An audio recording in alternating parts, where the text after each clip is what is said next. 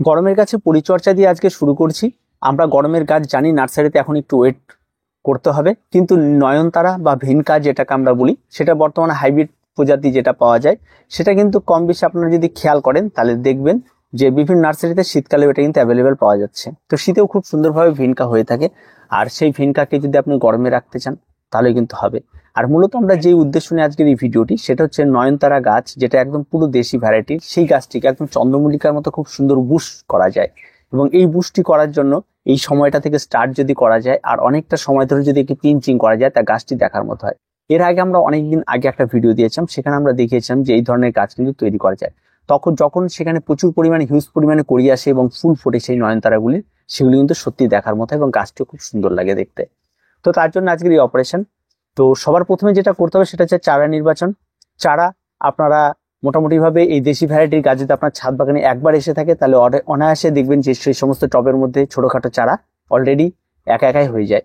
তার জন্য আমার এখানেও প্রচুর চারা রয়েছে, যে সমস্ত টবের মধ্যে চারা রয়েছে সেই সমস্ত চারাগুলির মধ্যে আপনাকে বেছে নিতে হবে সুস্বাস্থ্যবান দুটো চারা।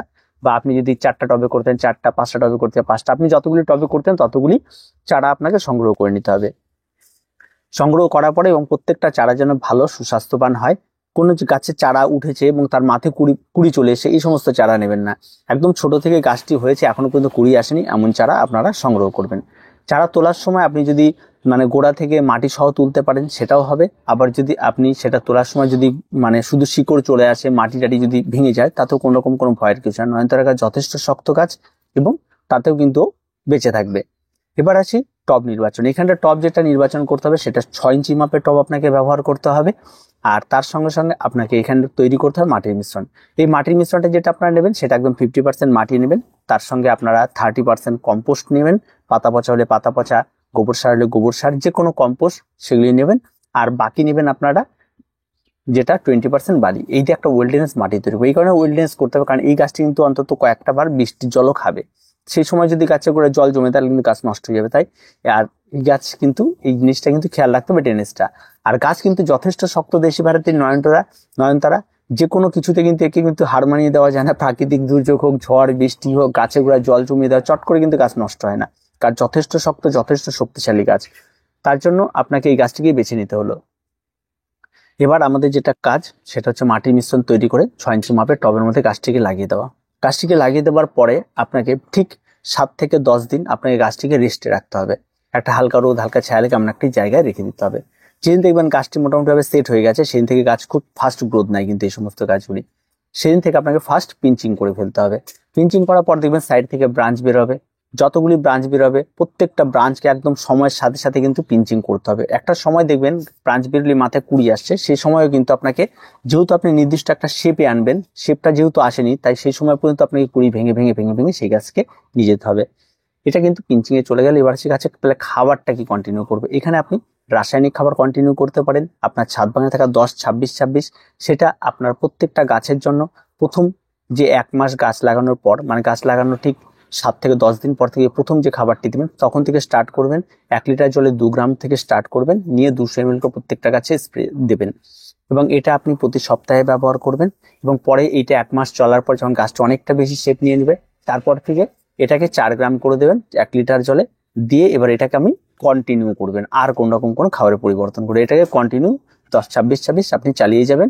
আপনার গাছ অনেক বেশি লম্বা হবে তেমনটা হবে না, মোটামুটি গাছ ডোয়ার্ফ থাকবে, গাছের শেপ সুন্দর হবে, গাছ দেখার মতো হবে। তবে কিন্তু সমস্ত কিছুই ঠিক থাকবে যদি আপনি পিঞ্চিংটা ঠিকঠাক করতে পারেন।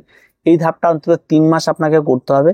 3 মাস পর থেকে আপনি যে কোনো গাছের যে শেপটা আসবে সেটা সত্যি দেখার মতো হবে। আপনি ফুল চাইলে ফুল নিতে পারেন, আপনি যা ইচ্ছা করতে পারেন, কোনো রকম কোনো সমস্যা নেই। তো এখন আমরা লাগিয়ে দিচ্ছি, এটা প্রত্যেকটা স্টেজে আপনাদের দেখাবো যে কেমন কি হচ্ছে। তো পরবর্তী স্টেজগুলো আমি পরবর্তী দেখাবো। আর এখন যেটা বলা হলো সেটা, এবার আসি গাছটির টবে সানলাইট একদম কড়া সূর্যালোকে রাখতে হবে। এই গাছ সম্পূর্ণ সূর্যালোক ভীষণভাবে পছন্দ করে নয়নতারা।